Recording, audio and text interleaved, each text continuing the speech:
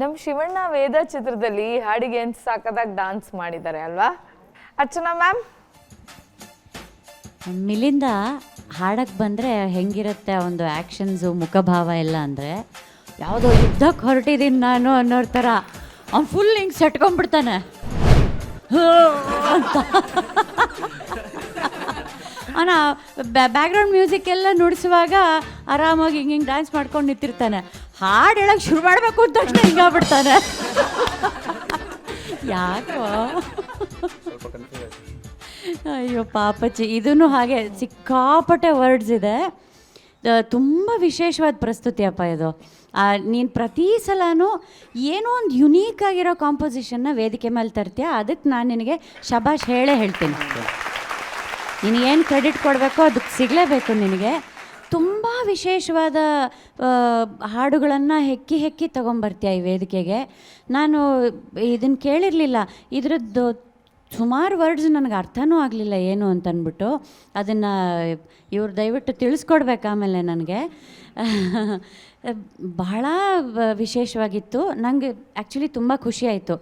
ನೀನು ಸುಮಾರು ಕಡೆ ಸಾಹಿತ್ಯ ಬಿಟ್ಟು ಶ್ರುತಿನೂ ಬಿಟ್ಟು ಟೆನ್ಷನ್ ಮಾಡ್ಕೊಳ್ಳೋದು ಯಾವಾಗ ಬಿಟ್ಟು? ಹೇಳು ಆನ್ಸರ್ ಮಾಡು. ಕಾಮೆಂಟ್ಸ್ ಕೇಳ್ಬೇಕಾದ್ರೆ ಟೆನ್ಷನ್. ಅದು ಸೆಕೆಂಡ್ ಚರಣ ಇತ್ತಲ್ಲ ಮ್ಯಾಮ್, ಅದೇ ಫಸ್ಟ್ ತಗೊಂಡ್ಬಿಟ್ಟೆ ನಾನು, ಅಲ್ಲಿಗೆ ಕನ್ಫ್ಯೂಸ್ ಆಗ್ಬಿಟ್ಟೆ. ಏನಾಯ್ತು ಅದು ಯಾರು ನಮ್ಗೆ ಗೊತ್ತಾ? ಅದು ಫಸ್ಟ್ ಚರಣನ ಸೆಕೆಂಡ್ಗೆ ಹಾಡ್ದು ಸೆಕೆಂಡನ್ನು ಫಸ್ಟಿಗೆ ಹಾಡ್ದು ನಮ್ಗೆ ಗೊತ್ತಾ? ಅದು ನಿನಗೆ ಮಾತ್ರ ಗೊತ್ತು ತಾನೇ? ಹಾಂ, ಅದು ಯಾರು ಕೊಲ್ತಾರಾ ನಿನಗೆ? ಅಲ್ಲ ಮ್ಯಾಮ್, ಅದು ಫ್ಲೋ ಕಟ್ ಆಗ್ಬಿಡ್ತು.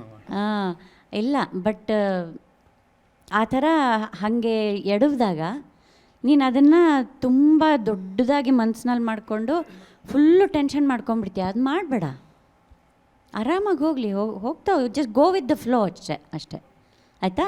ಜೀವನನೇ ಆಗಲ್ವಾ? Go with the flow. ಓಕೆನಾ? ಒಳ್ಳೇದಾಗ್ಲಪ್ಪ, ಇನ್ನೂ ಚೆನ್ನಾಗಿ ಅಭ್ಯಾಸ ಮಾಡು, ಚೆನ್ನಾಗಿ ಹಾಡು. ಅವನಿನ್ನು ಗಾಬರಿಲೇ ನೋಡ್ತಾ ಇದ್ದಾನೆ ಮುನಿರಾಜು ಸಹ. ನೀವು ಹೇಳಿದಾಗೆ ವೇದ ಪಿಕ್ಚರ್ಗೆ ಈ ಹಾಡನ್ನು ಬಳಕೆ ಮಾಡ್ಕೊಂಡಿದ್ದಾರೆ. ಹೌದು. ಮೋಹನ್ ಜುಂಜಪ್ಪ ಅಂತ ಅಪ್ಪಟ ದೇಸಿಯ ಜನಪದ ಹಾಡುಗಾರ. ಆತನಿಗೆ ಬೇರೆ ಏನು ಗೊತ್ತಿಲ್ಲ. ಅವನು ಆ ಜುಂಜಪ್ಪ ಕಾವ್ಯವನ್ನು ಎಷ್ಟು ಚೆನ್ನಾಗಿ ಹಾಡ್ತಾನೆ ಅಂತಂದರೆ ಇಡೀ ಕಾವ್ಯವನ್ನು ಹಾಡ್ತಾನೆ. ಆ ಜುಂಜಪ್ಪನ ಕಾವ್ಯ ಹಾಡೋರ ಸಂಖ್ಯೆ ತುಂಬ ಕಡಿಮೆ ಆಗಿದೆ. ಅವನಲ್ಲಿ ನಾವು ಇಡೀ ಕಾವ್ಯವನ್ನು ಕೇಳ್ಬೋದು. ಅವನಿಗೆ ಚಪ್ಪಾಳೆ ಕೊಡಿ. ಯಾಕೆಂದರೆ ಅವನು ಒಂದು ದಿನಕ್ಕೂ ಸ್ಟುಡಿಯೋ ನೋಡದೇ ಇರೋನು ಅವನನ್ನ ಒಂದು ಆ ಸಿನಿಮಾದಲ್ಲಿ ಅವಕಾಶ ಕೊಟ್ಟು ಅವನ್ನ ಹಾಡಿಸಿದ್ರು. ಅವನು ಹಾಡಿದ ಮೇಲೆ ಅವನ ಹಾಡನ್ನು ಕೇಳಿ ಎಲ್ಲೂ ಲೋಪ ಬರದಂಗೆ, ಆ ಜನಪದ ಸಾಹಿತ್ಯಕ್ಕೆ ಜನಪದ ಸಂಗೀತಕ್ಕೆ ಲೋಪ ಬರದ ಹಾಗೆ ಅದನ್ನು ಯಥಾವತ್ತಾಗಿ ಬಳಸ್ಕೊಂಡಿದ್ದಕ್ಕೆ ಅರ್ಜುನ್ ಜನ್ಯ ಅವ್ರಿಗೆ, ಶಿವಣ್ಣ ಸರ್ಗೆ ನಾವು ಜೋರು ಚಪ್ಪಾಳೆ ಕೊಡಬೇಕು. ಯಾಕೆಂದರೆ ಅದು ಬಹಳ ಮುಖ್ಯ. ಇದು ಮೂಲ ಜನಪದ ಜುಂಜಪ್ಪನ ಕಾವ್ಯ. ಜನಪದ ಕಾವ್ಯದಲ್ಲಿ 5 ಕಾವ್ಯಗಳಿದೆ. ಬಹಳ ಮುಖ್ಯವಾಗಿ, ಇನ್ನೂ ಖಂಡಕಾವ್ಯಗಳೆಲ್ಲ ಇದ್ದಾವೆ. 5 ಕಾವ್ಯಗಳಲ್ಲಿ ಜುಂಜಪ್ಪನ ಕಾವ್ಯ ಬಹಳ ಮುಖ್ಯವಾದ್ದು. ಇದು ಕಾಡುಗಲ್ಲ ಸಮುದಾಯದ ಅವರೇ ಹಾಡೋದು. ಇದನ್ನು ಅವರು ಪ್ರತಿದಿನ ಅವರು ಕೃಷ್ಣನ ಪೂಜೆ ಮಾಡ್ತಾರೆ, ಜುಂಜಪ್ಪನ್ನ ಅವ್ರ ಆರಾಧ್ಯ ದೈವ ಅಂತ ಮಾಡ್ಕೊಳ್ತಾರೆ. ಅವ್ರು ಎಂಥ ನಂಬಿಕೆ ಇಟ್ಟಿದ್ದಾರೆ ಅವರು ಅಂದರೆ, ಅವ್ರು ಹೇಳ್ತಾರೆ ನೋಡಿ, ಅಕ್ಕ ಬಾ ರೊಕ್ಕು ಬರುವನ ಅಂದರೆ ಒಕ್ಕು ಅಂದರೆ ಅಕ್ಕ ಬಾ ರೊಕ್ಕು ಬರುವನ ಅಲ್ಲ, ಅದು ಒಕ್ಕಿ ಬರುವನ. ಅವನನ್ನು ಹೊಕ್ಕಿ ಬರೋಣ, ತಂಗಿ ಬಾರೆ ಅವನ ಕರೆದು ಬರೋಣ ಅಲ್ವಾ? ಅಲ್ಲಿ ಮೂಡಲ್ಲ ಸೀಮೆ ಗಾಳಿ ಅಂತ ಅಲ್ಲಿ ಬಂತು ಮಿಂಚು ಹೊಡಿತಾವೆ, ಅಲ್ಲಿ ಕೆರೆಲ್ಲ ಅನ್ಕೊಂತವನು ಅವ್ನು ಕರ್ಕೊಂಡು ಬರೋಣ ಬಾ.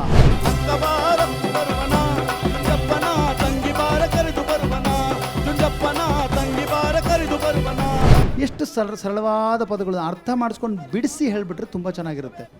ಅವರು ಇನ್ನೂ ಮುಂದುವರೆದು ಹೇಳ್ತಾರೆ, ಅಪ್ಪನ ನೆನೆದಾರೆ ತಪ್ಪಿಲ್ಲ ತಾಕಿಲ್ಲ, ಸರ್ಪ ಕಚ್ಚಿದರೂ ಇಸ ಇಲ್ಲ ಜುಂಜಪ್ಪ, ನಿನ್ನ ನಮ್ದವ್ರಿಗೆ ಯಾವತ್ತೂ ಏನು ತೊಂದರೆ ಇಲ್ಲ ಅಂತ ಎಷ್ಟು ಚೆನ್ನಾಗಿ ಹಾಡ್ತಾರೆ ಗೊತ್ತಾ? ನೀನು ಹಾಡಿದ್ದು ಕೊನೆಯ ಸಾಲ ಹಾಡು ಹೇಳ್ತೀನಿ. ಸಣ್ಣ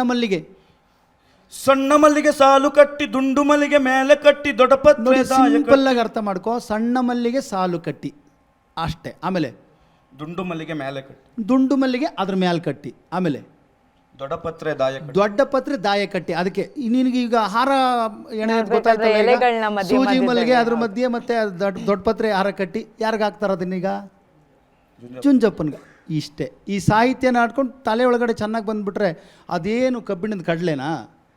ಸರಳವಾಗಿದೆ ಜನಪದ ಸಾಹಿತ್ಯ, ಅಷ್ಟು ಸುಲಭನಾಗಿದೆ ಇದು.